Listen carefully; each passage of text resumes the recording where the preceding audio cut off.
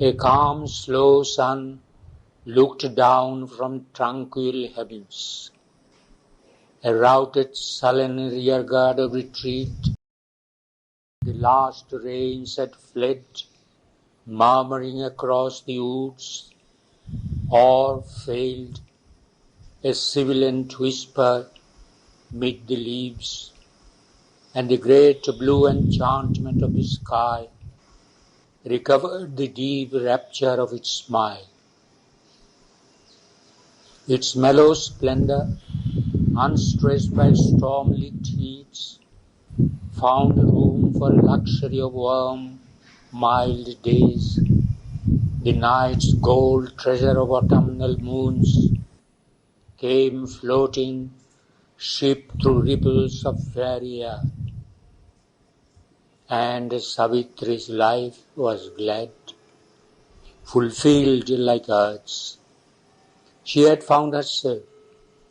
She knew her being sane. Although her kingdom of marvelous change within remained unspoken in her secret breast, all that lived around her felt its magic's charm. The trees' rustling voices told it to the winds. Flowers spoke in ardent hues an unknown joy. The birds caroling became a canticle. The beasts forgot their strife and lived at ease. Absorbed in white communion with the unseen, the mild ascetics of the wood received a certain gritting of their lonely muse.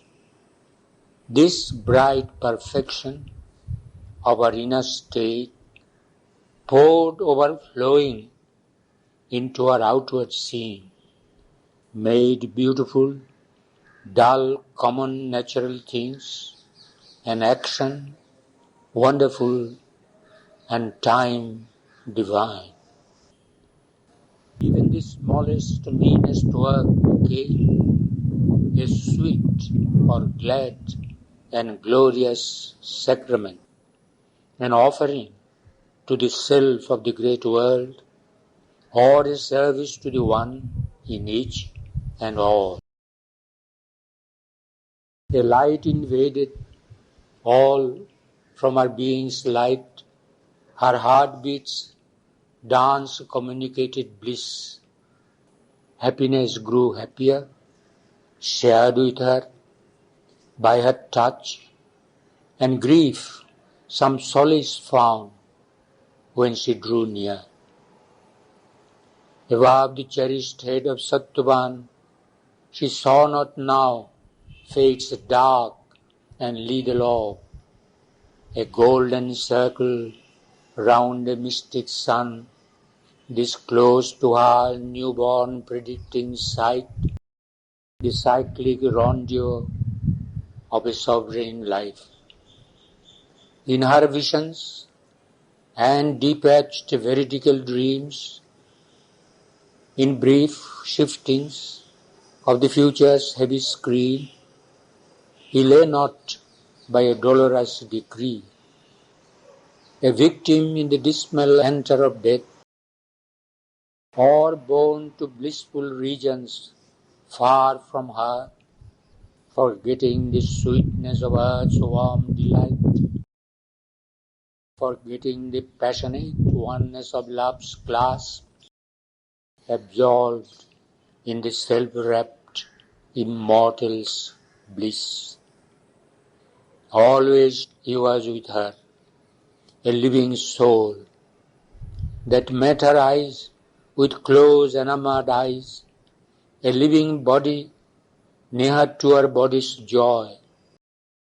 But now, no longer in these great wild woods, in kinship with the days of bird and beast, and level to the bareness of earth's brown breast, but mid the thinking, high-built lives of men, in tapestried chambers and on crystal floors, in armored town or garden pleasure walks, even in distance, closer than our thoughts, body to body near, soul near to soul, moving as if by a common breath and will, they were tied in a single circling of their days, together by love's unseen atmosphere, inseparable like the earth and sky.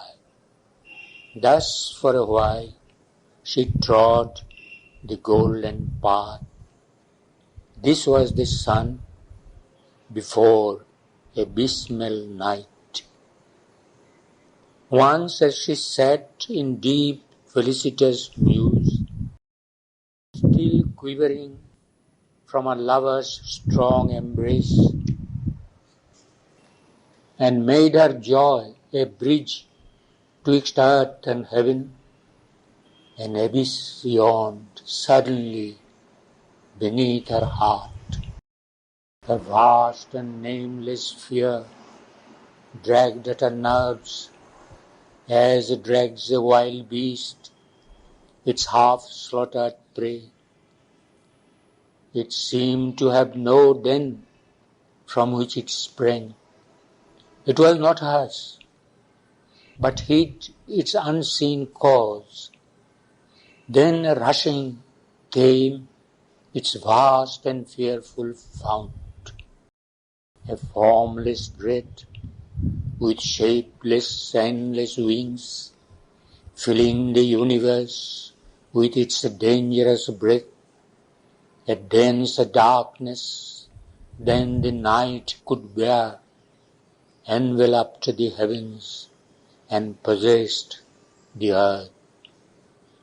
A rolling surge of silent death it came, curving round the far edge of the quaking globe, effacing heaven with its enormous stride. It willed to expunge the choked and anguished air, and end the fable of the joy of life. It seemed her very being to forbid, abolishing all by which her nature lived, and labored to blot out her body and soul, a clutch of some half-seen invisible, an ocean of terror and of sovereign might, a person and a black infinity. It seemed to cry to her, without thought or word, the message of its dark eternity and the awful meaning of its silences. Out of some sullen, monstrous, vast arisen, out of an abysmal deep of grief and fear, imagined by some blind, regardless self, a consciousness of being without its joy, empty of thought, incapable of bliss, that felt life blank and nowhere found a soul, a voice to the dumb anguish of the heart, conveyed a stark sense of unspoken words. In her own depths, she heard the unuttered thought that made unreal the world and all life meant. Who art thou who claimst thy crown of separate birth, the illusion of thy soul's reality, and personal godded on an ignorant globe in the animal body of imperfect man? Hope not to be happy in a world of pain, and dream not, listening to the unspoken word, and dazzled by inexpressible rays, transcending the mute superconscious realm, to give a body to the unknowable, or for a sanction to the heart's delight, to burden with bliss the silent, still, supreme, profaning its bare and formless sanctity, or call into the chamber the divine and sit with God, tasting a human joy. I have created all I devour. I am death and the dark, terrible mother of life. I am Kali, black and naked in the world. I am Maya, and the universe is my cheat. I lay waste human happiness with my breath and slay the will to live, the joy to be, that all may pass back into nothingness and only abide, eternal and absolute. For only the blank eternal can be true. All else is shadow and flesh in mind's bright glass. Mind, hollow mirror in which ignorance sees a splendid figure of its own false self, and dreams it sees a glorious, solid world. O soul, inventor of man's thoughts and hopes, thyself the invention of the moment's stream, illusion's a center, or subtle apex point, at last know thyself. From vain existence cease. As shadow of the negating absolute, the intolerant darkness troubled, surging past, and ebbed in her the formidable voice. It left behind her inner world laid waste, a barren silence weighed upon her heart. Her kingdom of delight was there no more. Only her soul remained, its emptied stage, waiting the unknown eternal will. Then from the heights a greater voice came down, the word that touches the heart and finds the soul, the voice of light after the voice of night. The cry of the abyss drew heaven's reply, a might of storm chased by the might of the sun. O soul, bear not thy kingdom to the foe. Consent to hide thy royalty of bliss, lest time and fate find out its avenues and beat with thunderous knock upon thy gates. Hide, whilst thou canst, thy treasure of separate self behind the luminous rampart of the depths, till of a vaster empire it grows part. But not for self alone, the self is one. Content, abide not with one conquered realm. Adventure all to make the whole world thine, to break into greater kingdoms. Turn thy force. Fear not to be nothing, that thou mayst be all. Ascend to the emptiness of the Supreme, till all in thee may reach its absolute. Accept to be small and human on the earth, interrupting thy newborn divinity, that man may find his utter self in God.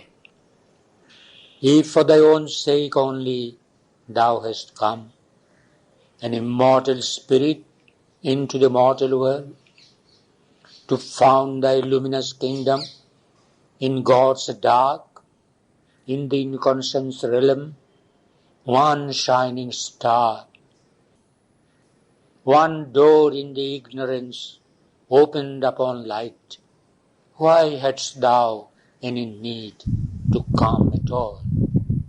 Thou hast come down into a struggling world to aid a blind and suffering mortal race, to open to light the eyes that could not see, to bring down bliss into the heart of grief, to make thy life a bridge twixt earth and heaven.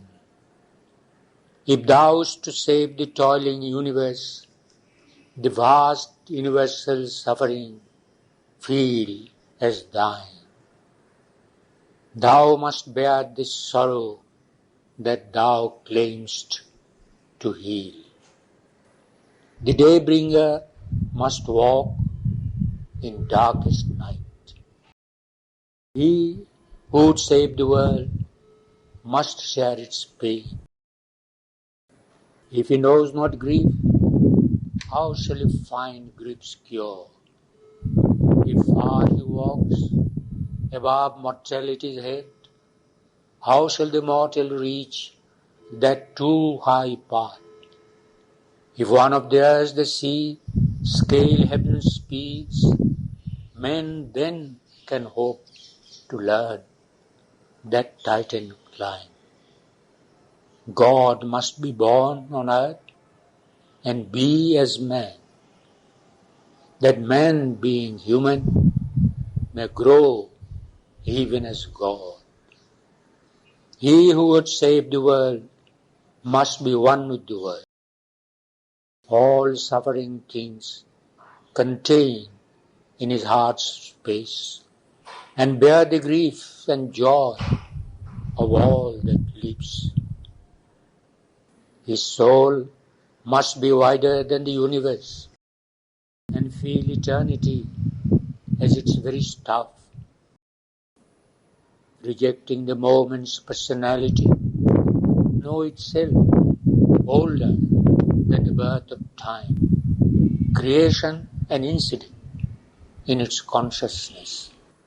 Arcturus and Belphegor, grains of fire, circling in a corner of its boundless self.